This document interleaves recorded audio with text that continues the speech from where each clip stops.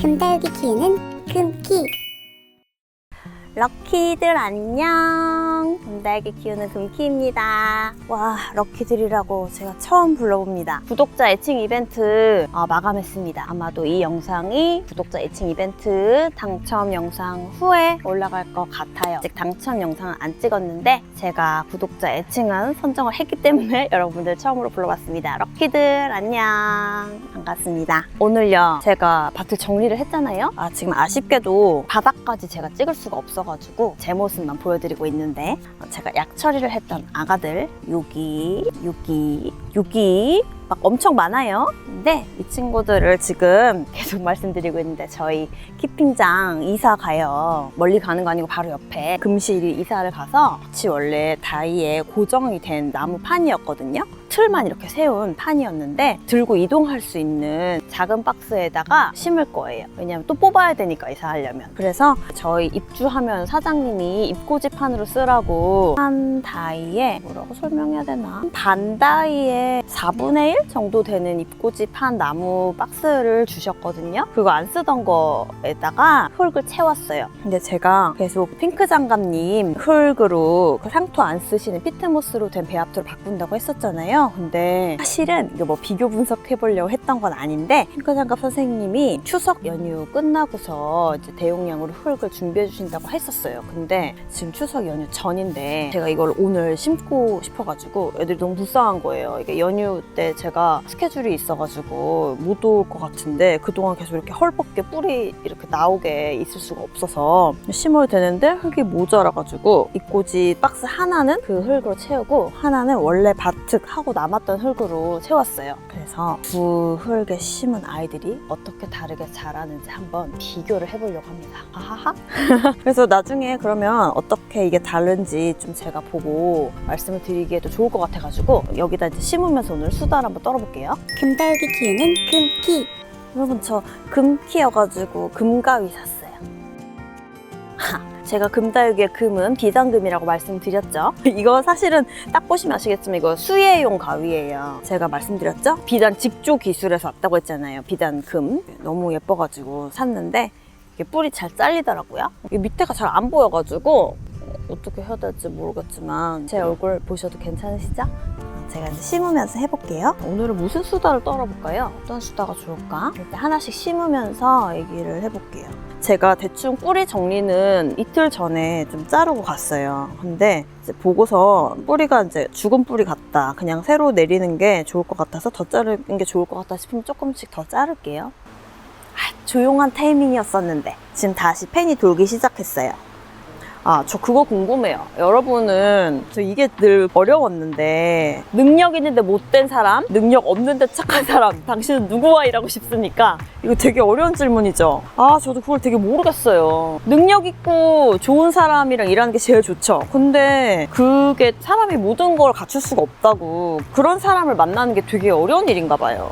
그게 잘 안 되더라고요. 저도 능력 있는데 좋은 사람을 물론 만나봤죠. 너무 감사하게도 만나봤어요. 근데 그게 좀 쉽진 않은 것 같았어요. 최악은 능력도 없는데 못된 사람이죠. 그런 사람도 세상에 꽤나 많아요. 저희는 드라마를 하게 되면 드라마는 감독님이 어떤 분이냐, 이게 되게 중요하거든요. 감독님이 어떻게 연출을 하시느냐, 그 전작품이 어땠냐, 감독님 성향이 어떠시냐, 이런 게 되게 중요해서 미리 그런 얘기들을 많이 듣게 되죠. 그리고 저는 주연급 배우가 아니다 보니까 특별 출연 이런 게 아니면 오디션을 보거나 감독님이랑 사전 미팅제를 갖는다거나 그런 게 이제 대부분이니까 감독님을 만나게 되는데, 저는 감독님들 미리 뵙는 자리에서, 감독님들도 이제 성향이 되게 다양하시잖아요. 근데 각자 나름의 철학이 있어요. 그쵸? 누구나 각자의 철학이 있죠. 근데 막 이런 거예요.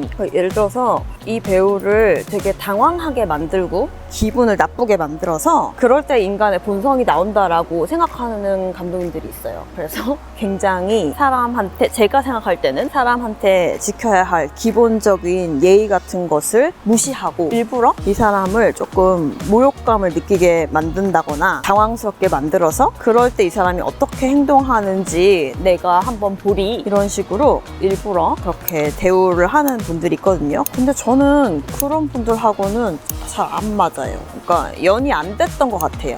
물론 그분들도 저 같은 성향이 안 좋으셨겠죠? 그래서 그런 분들하고는 연이 잘 안 됐던 것 같아요. 그 감독님이 뭐 여러 이유가 있겠죠. 사실 이제 요새는 별로 안 그래요. 저도 이제 나이가 많아졌잖아요. 저도 이제 40살이 넘었고 처음에 연기를 시작했을 때는 저에 대해서도 감독님들도 오해도 많이 있으셨을 거고 제가 아나운서 하다가 회사를 왜 때려치고 나왔으며 어떤 아이인지 궁금하시기도 하셨을 거고 신인 배우라고 생각을 하셔서 뭐 테스트를 해보고 싶으셨을 수도 있고 다양한 이유가 있으셨겠죠. 이제는 그렇게는 안 하세요. 저도 작품 경력이 많이 있고 나이도 있고 그러니까 이제 그렇게 하시는 분은 없으신데 신인 때는 그런 게 꽤 많이 있었어요. 그러니까 그런 거 있죠. 오디션 가서 예를 들어 대본을 주고 읽어봐라 했는데 저 되게 대본 리딩 못하는 스타일이에요. 너무 자신이 없어요. 솔직히 말하면 차라리 이거를 미리 주고 외워와 한 다음에 연기를 해 하면 차라리 나은데 글을 주고서 이걸 리딩 해봐 하면 좀 되게 잘 못해요. 저도 알아요. 만약에 리딩을 했는데 왜 이렇게 못해? 하면은 창피하죠. 창피한데 뭐 어쩔 수 없어요. 내가 못하는 거 못한다고 하는 거니까. 사실 저는 이제 좋은 사람이라면 못하는 것도 상대방이 들었을 때 너무 상처받지 않게 잘 타일릴 수 있는 사람이 좋은 사람을 생각하지만 뭐 프로가 자기 분야에서 잘 못했을 때 꾸짖음 받는 거 뭐 그럴 수 있죠.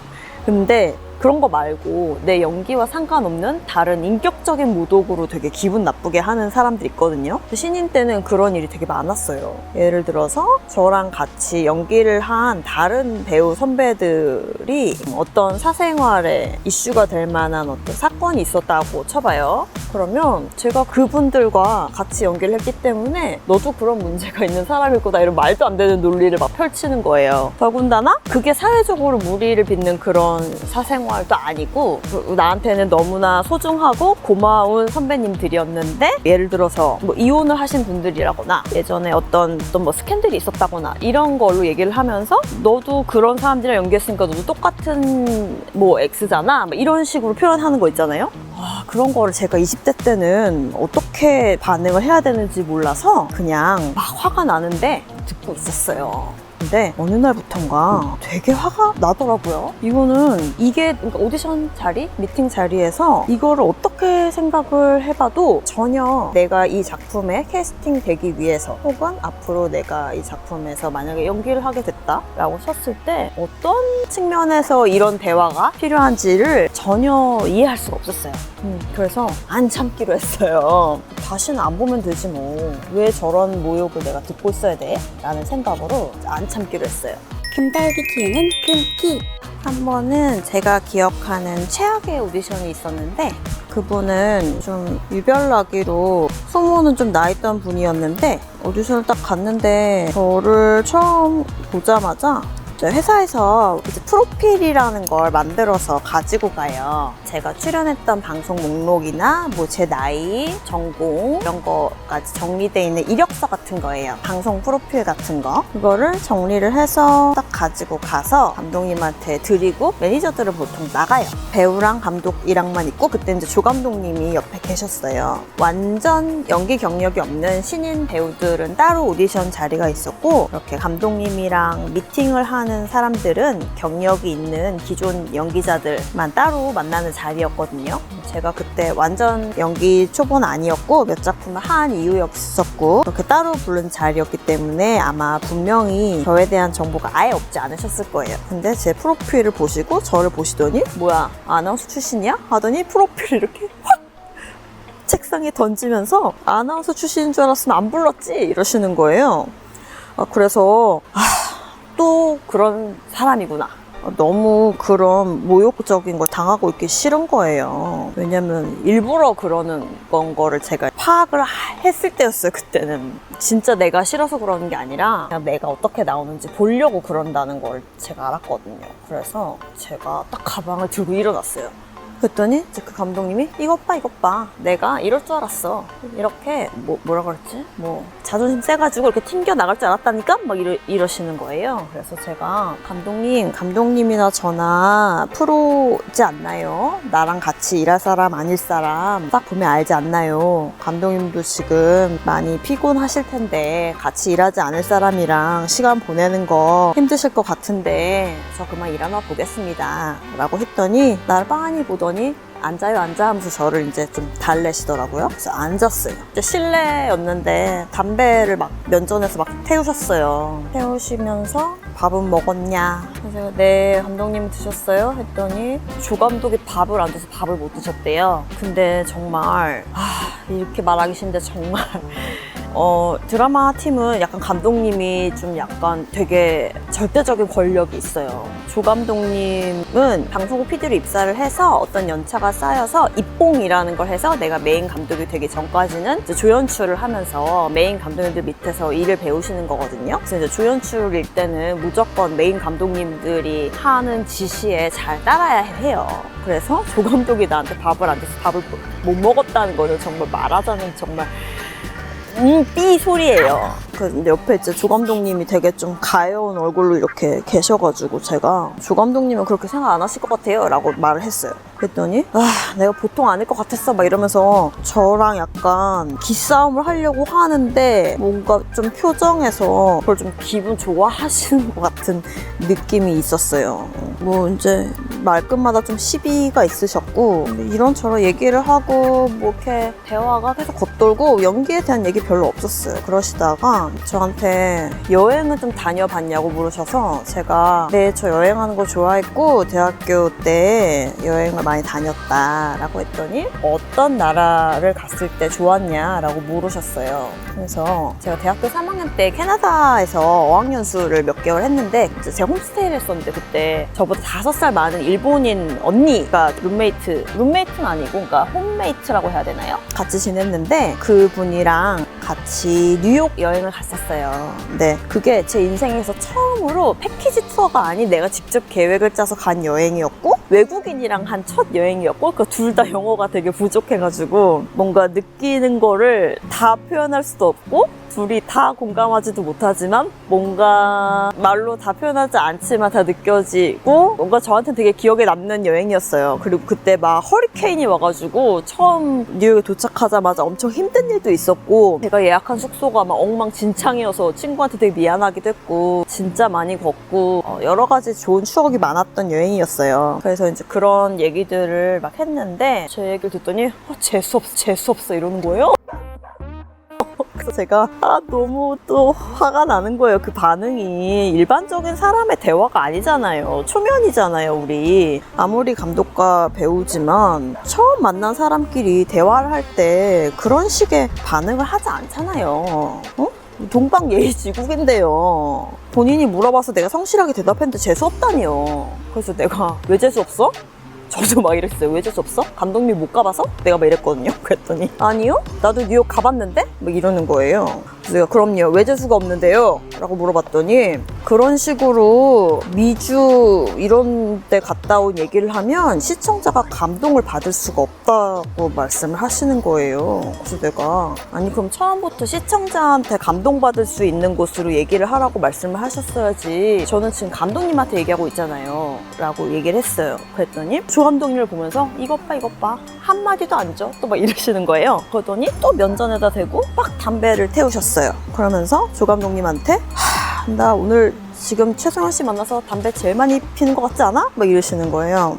그렇게 정말 막 너무 오랜 싸움을 했어요. 그러더니 본인의 연기관을 말씀을 하셨는데 뭐 모두가 생각하는 연기관은 각자 연기관이 있어요. 다 다를 수 있죠. 근데 제가 생각하는 연기관과는 조금 맞지 않았어요. 왜냐면 굉장히 기계적으로 말씀하셨거든요. 감독님이 생각하시는 연기관이 아주 캄캄하고 어두운 창고 같은 곳에 아무것도 보이지 않는데 야 기쁨 찾아와 슬픔 찾아와 분노 찾아와 했을 때 이제 숙련된 연기자들은 그 기쁨과 슬픔과 분노가 어느 위치에 있는지 알기 때문에 그걸 착착 찾아올 수 있지만 송현 씨는 아직 숙련되지 않은 신인 연기자이기 때문에 그런 것들을 내가 요구했을 때 찾아올 수 있는 능력이 부족하다는 거예요. 그래서 제가 거기에 대해서 이제 뭐 저는 연기는 그렇다고 생각하지 않습니다 라고 하는 건 너무 이제 좀 되바라진 것 같아서 네 감독님, 제가 아직 경험이 많이 부족한 거는 저도 맞다고 생각을 하는데, 지금 감독님 연기 경력이 아예 전무한 신인 연기자들 같이 오디션 보고 계시지 않나요? 제가 그 친구들보다는 그래도 그 감정 상자를 빨리 꺼내올 수 있지 않을까요? 라고 말씀을 드렸어요. 그렇게 해서 완전 서로 막 대립한 긴장의 미팅이 하다 보니까 거의 1시간이 흘렀더라고요. 그리고서는 갑자기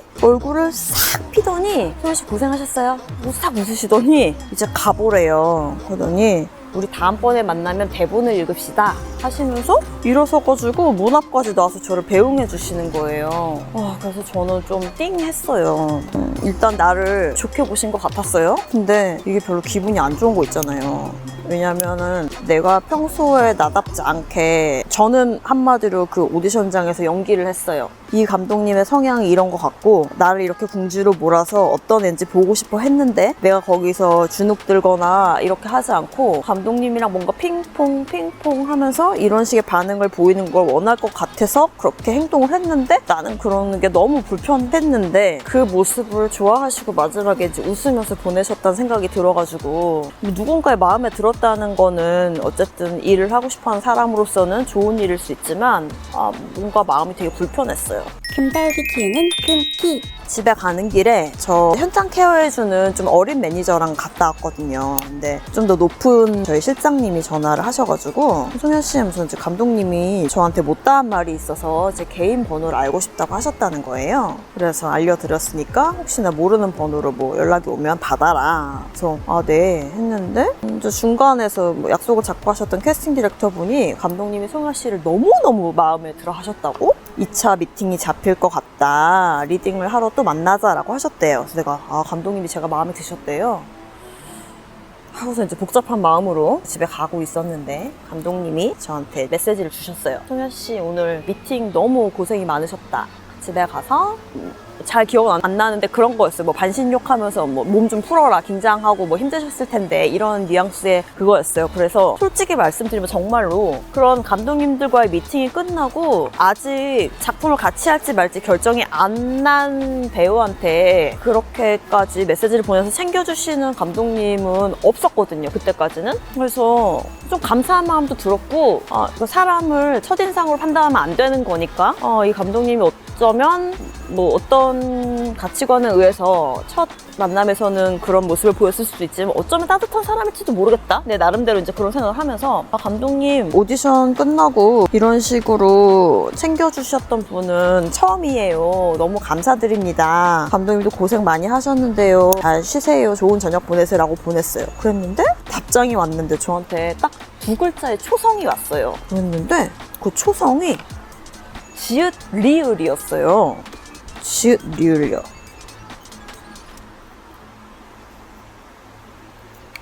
그래가지고 제가 정말로 약간 진짜 드라마에서 보는 것처럼